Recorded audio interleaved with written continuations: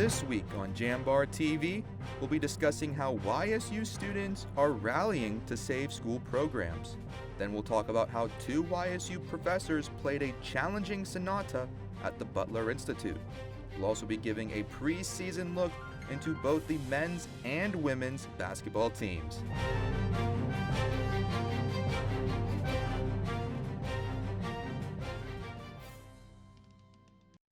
Episode of JambarTV. I'm Krista Ritz alongside Angie Gopalakrishnan. Mayor Jamel Tito Brown has kept his seat by a landslide in Tuesday's election. Other communities voted on their trustees and important financial issues. With the majority of YSU students living in the community, their votes directly affect change. Some students share their opinion on exercising their right to vote. Honestly, I think every vote matters and that your vote can make a difference. So I definitely think voting is very important. And I mean, it may not seem like your one vote will matter, but it definitely will. The next general election will occur in 2024. Midterms will be in 2022. Youngstown State University announced that they are cutting 26 university programs. About 50 students from different programs gathered to protest on Tuesday.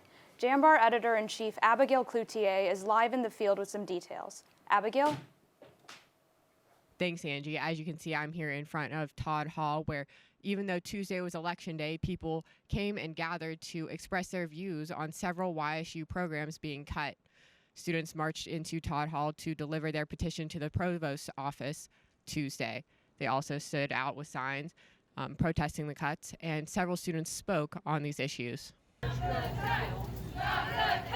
Some students are upset about the nearly $900,000 given to the athletic department out of the university's general budget. We will have a strong case of why this program should stay if the 53 pages was not good enough for them. And Ron Strollo elaborated on the athletic budget increase. We go through an audit every year. And obviously, too, we spend dollars. When we spend dollars, we go through the university process. It's not, we don't live on an island. So if we spend money, we've got to go through purchasing like every other department. So. Some students said the school is making a mistake and that they view the school as more than athletic programs. I'd just like for them to realize that there's more to the university than football. I feel as if football is something that is always number one in their eyes. However, if they keep cutting programs, they're going to lose those football players because nobody goes to school just for football. Departments could object to any of the programs slated to be cut until November 5th. Despite this, Provost Smith sent a campus-wide email reassuring students that even though these programs will be cut, students currently in the degree will still be able to finish their programs and get their diploma. At Youngstown State University, I'm Abigail for JambarTV. The William F. Mogg Junior Library has yet to extend its hours 10 weeks into the semester, though it plans to go back to its regular hours the second week of December.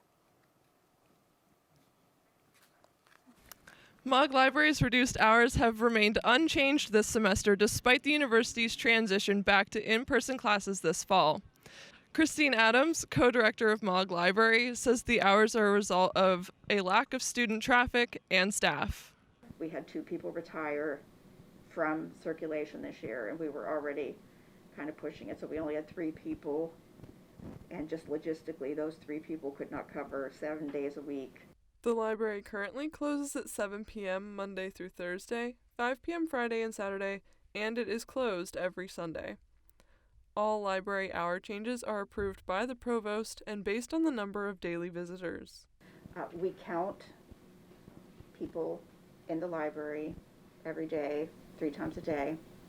So we keep track of when there is a need and when there isn't a need. Libraries located at nearby universities, such as Kent State University and Westminster College, are open until midnight and 1 a.m. respectively. Some students at YSU said they would like YSU's library to stay open later. Personally, I get nothing done before 10 p.m., so it kind of sucks because I would love to be able to go escape in a little room and get everything done because I cannot get anything done at my apartment. Adams said the library will be back to its regular hours the second week of December. For JambarTV, I'm Sydney Stolnicker. For more information on the library's current hours, visit thejambar.com. After the break, we'll be back with the rest of YSU student news. You're looking to your future, preparing for your goals, and they're closer than you think. Because here, success is part of the plan. It's a place where academic and social opportunities are meant to prepare you for life, not just the next 4 years. You'll be equipped to face new challenges and turn hard work into a career. You're ready for your success to take root. And here's where it starts. We are Youngstown State University, and proud. The feeling when my hands are on the piano, it's become comforting. It's somewhere that I can express myself. I go to Youngstown State University and my passion is playing music. YSU is allowing me to take what I love and turn it into a career and do it every single day of my life.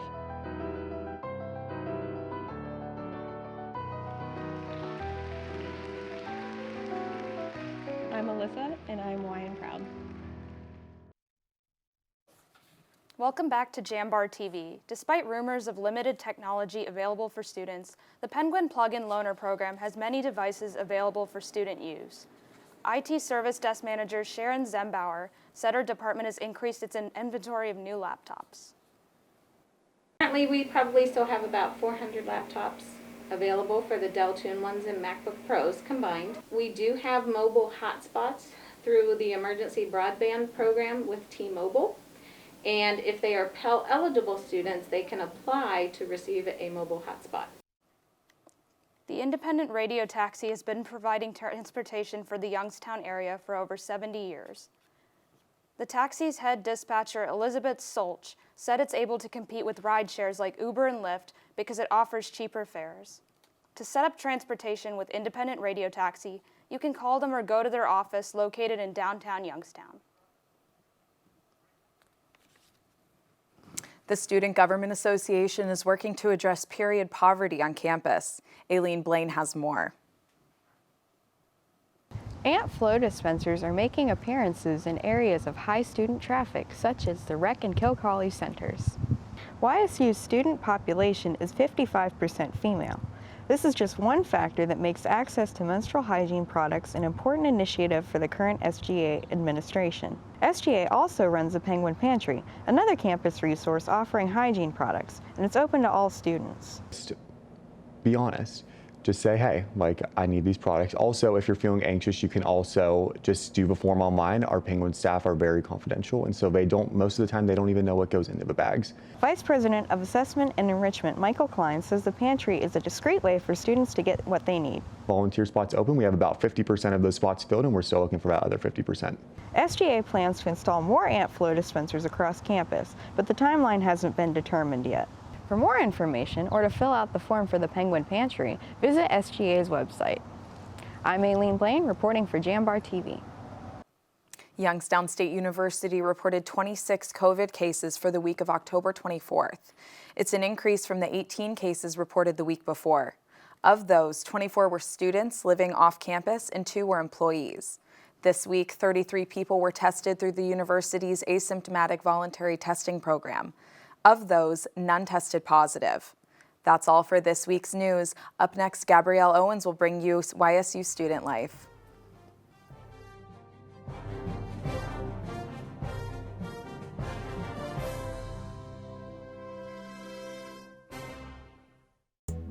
Growing up, I love figuring out how things work, putting things together. I love being able to come up with an idea, design it, just the whole process of creating things. I go to school here at Youngstown State and my passion is 3D design. I chose YSU because all the equipment, the research being done here, it's like a playground for me. I'm Alex and I'm Y and proud. The feeling when my hands are on the piano, it's become comforting. It's somewhere that I can express myself. I go to Youngstown State University and my passion is playing music. YSU is allowing me to take what I love and turn it into a career and do it every single day of my life.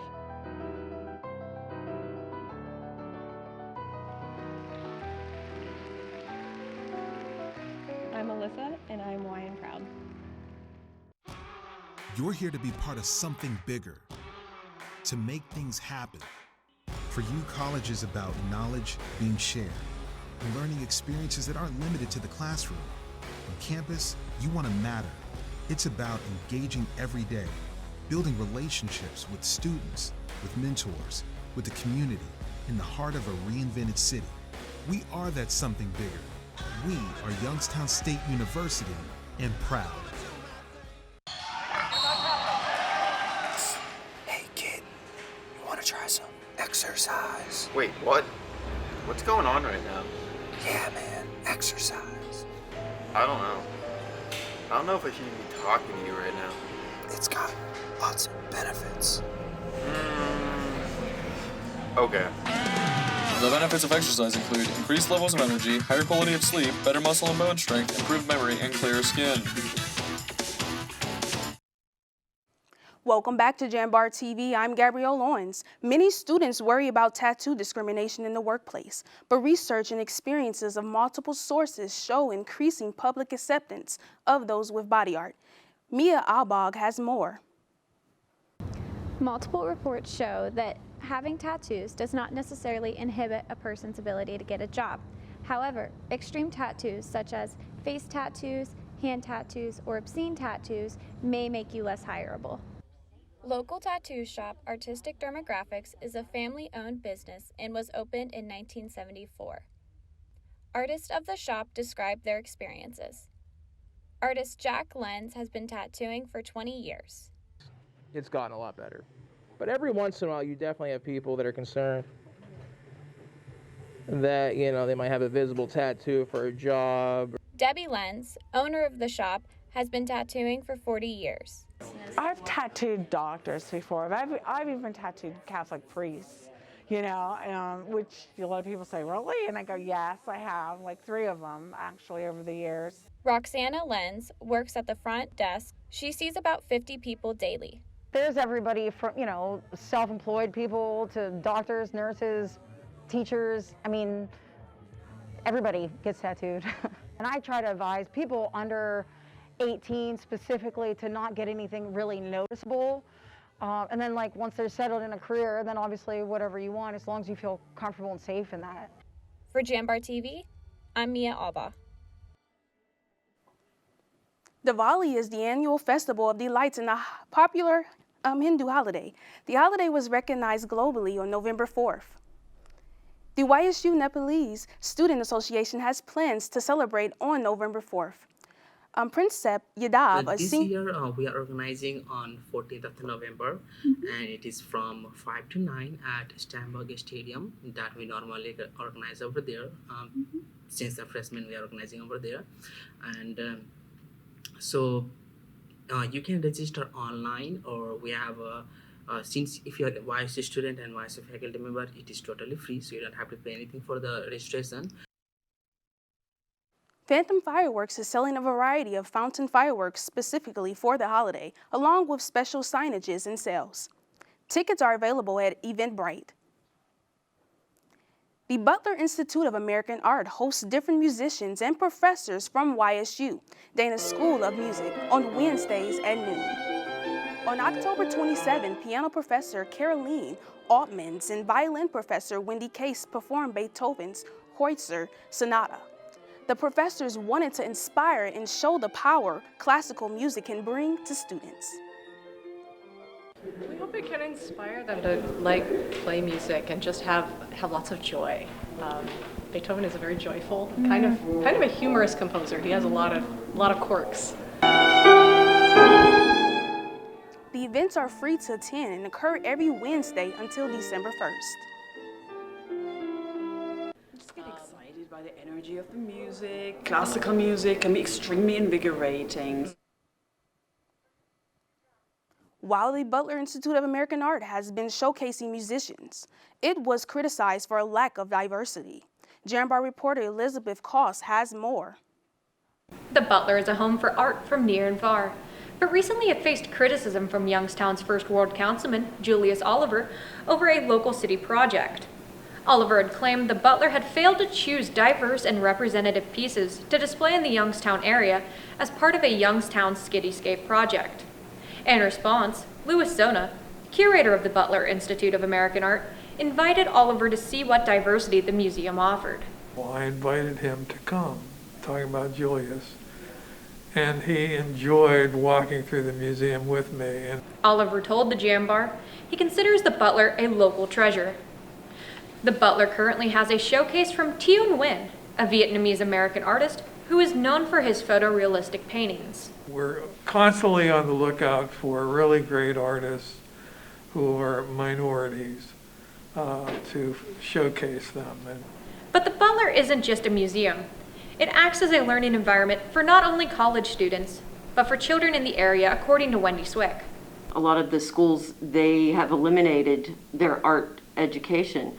So with our Good Neighbors program and our school tours, we mostly serve the inner city schools and replace that art education. And so kids of all school ages and all backgrounds can get the inspiration and get that cultural enrichment. For anyone interested in visiting the Butler, it's open Tuesday through Saturday from 11 to 4 p.m. and Sunday from 12 to 4 p.m. and is free to the public. For JambarTV, I'm Elizabeth Koss. By the end of the year, there should be an announcement on the newly selected pieces to be put around the city. Up next, we'll meet up with Trey Turner and Caitlin McCarthy to break down sports. The communication department is much more than media or delivering a speech. The YSU Communication Department offers programs in telecommunication, journalism, and communication studies. We inspire creativity. We encourage each student's passion. We explore new and advanced technologies that connect the human race. The communication programs at YSU ensure that every student is prepared and experienced for the outside workforce, for life after YSU. Join the Jambar and find your voice when you tell the next big story. Become a host of Rookery Radio and gain hands-on experience, or get involved with TV productions like Light the Wick, Penguin Rundown, and JambarTV. YSU's communication department is much more than a department, an education, or a degree. It's a home for passionate individuals, for students to find and pursue what they love.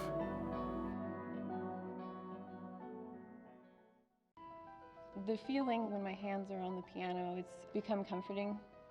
It's somewhere that I can express myself. I go to Youngstown State University and my passion is playing music. YSU is allowing me to take what I love and turn it into a career and do it every single day of my life.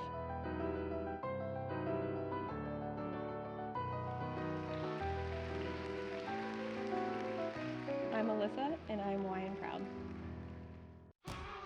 You're here to be part of something bigger, to make things happen.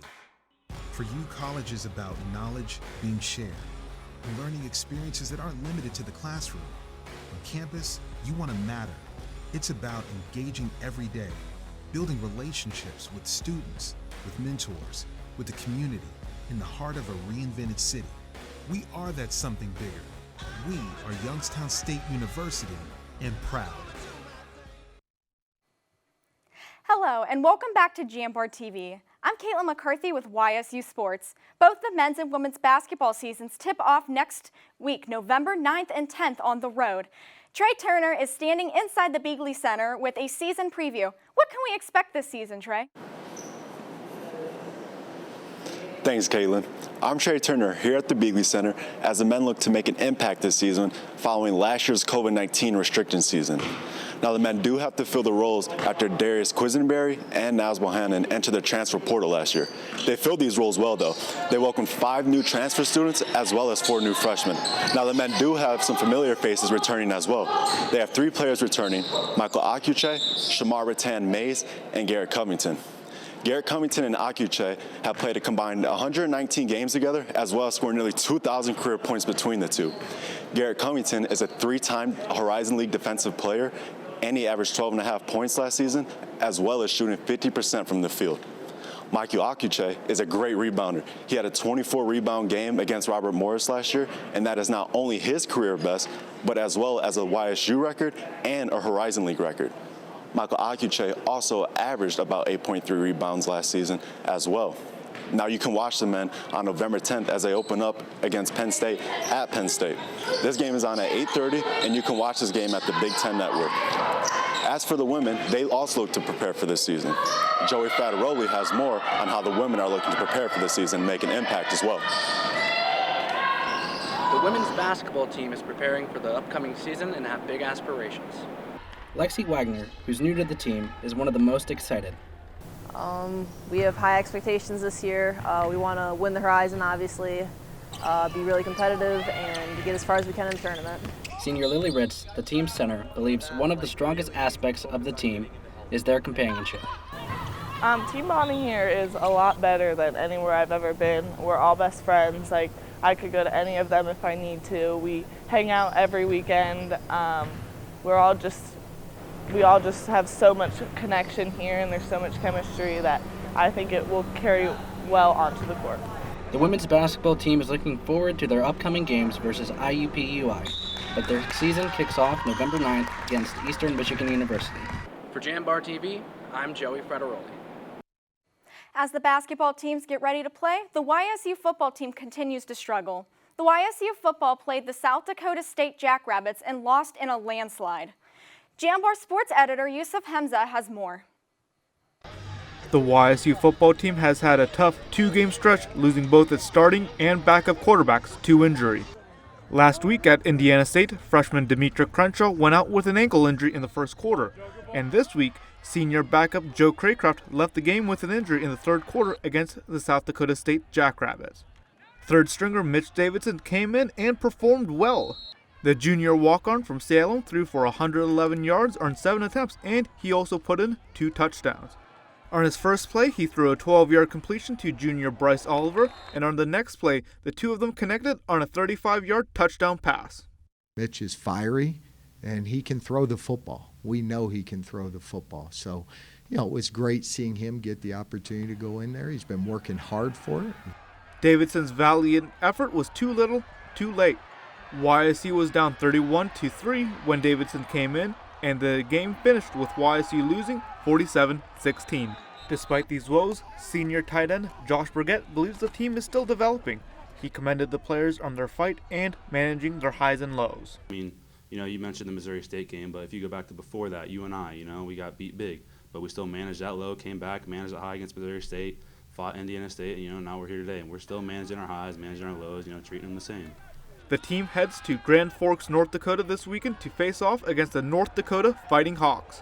This is the first time for YSU to play at North Dakota since 1962, and head coach Doug Phillips is excited for the new environment. I'm Yusuf Hamza, reporting for the Jambar. That's all for this week's sports. Up next, Kyle Wills will sit down with women's soccer coach Brian Schrum.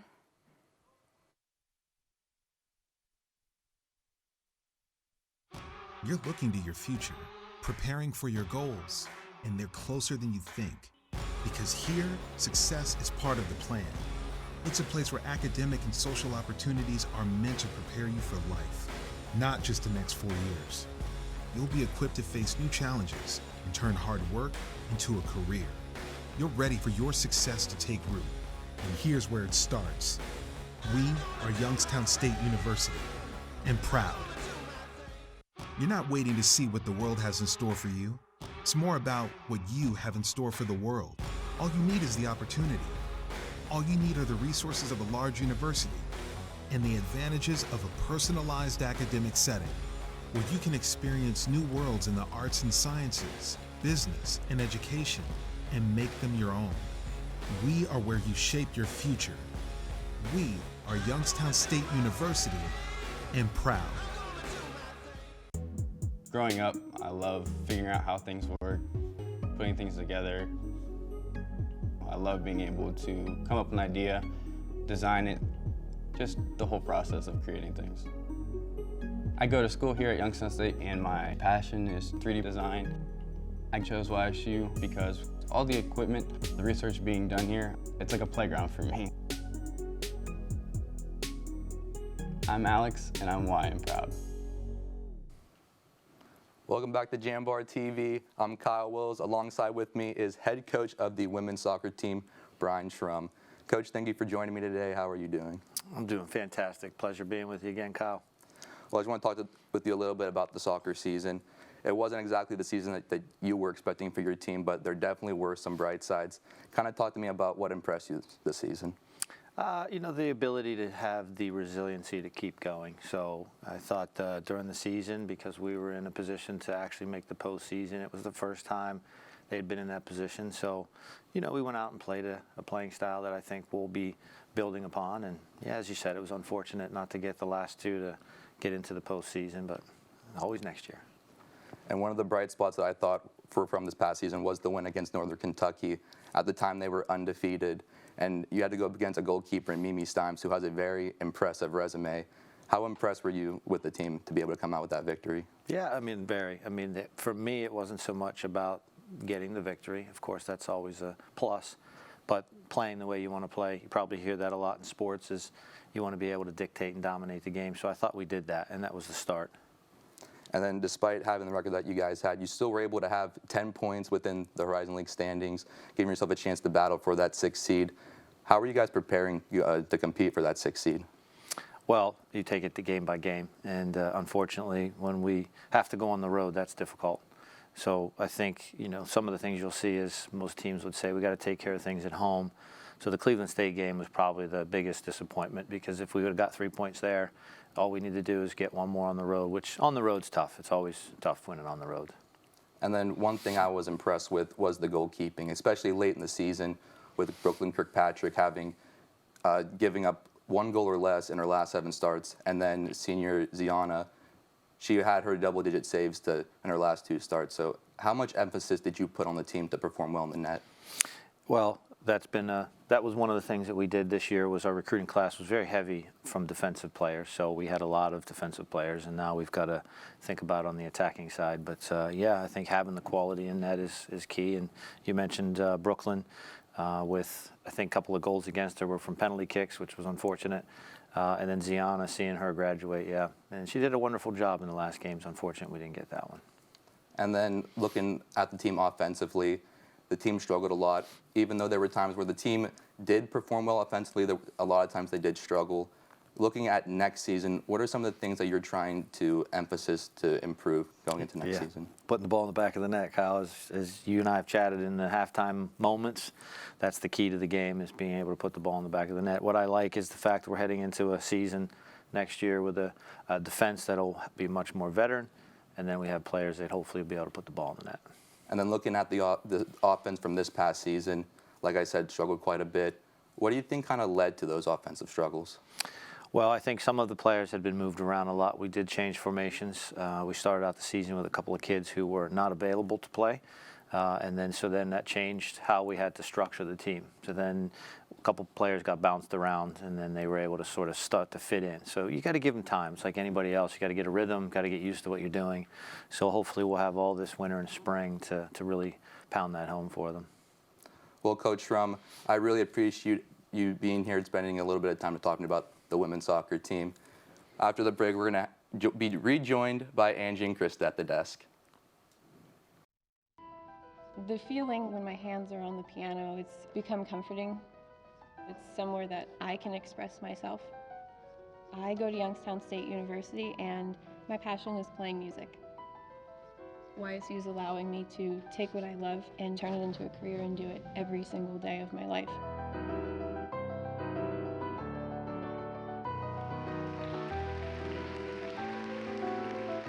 I'm Alyssa, and I'm why I'm proud.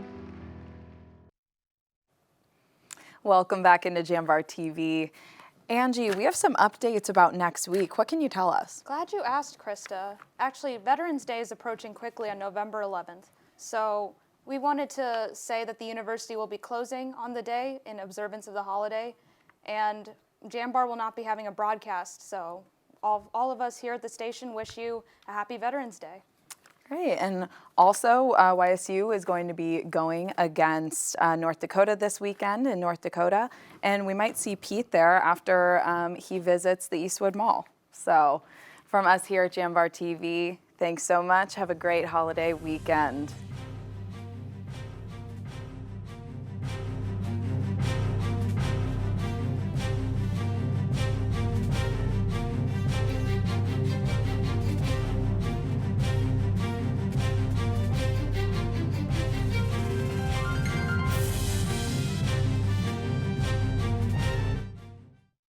Support for Jambar TV is provided in part by the YSU Foundation and the Jane F. Lamb Charitable Foundation. Thank you.